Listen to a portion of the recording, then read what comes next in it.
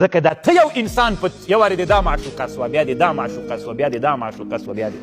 دا دومره ډېرې معشوقې بیا یې پرېږدیم زوی مړیه چې یوه معشوقې بله را پیدا کړي بیا د بله پرېږدي بیا چا بله راوني بیا د بله پرېږدي نو کوشش وکړئ محصلینو ورونو چې دا معشوقې قرآن وایي انما الحیات الدنیا لعب وله دا هسې مسخري دي دې باندې زړه تړل دا داسې معشوقې دي بدلیږي نو په دې زړه مه تړئ علما وایي وی دا عشق او شوق په وصال باندې ختمیږي که نه کله چې د چا له یو چا سره عشق وي محبت وي عاشق میخواهد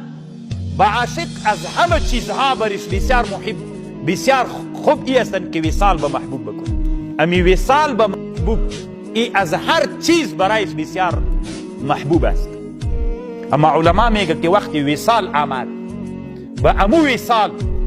ای عشق و ای شوق از بین میروه یعنی بعضی علما میگه که میروه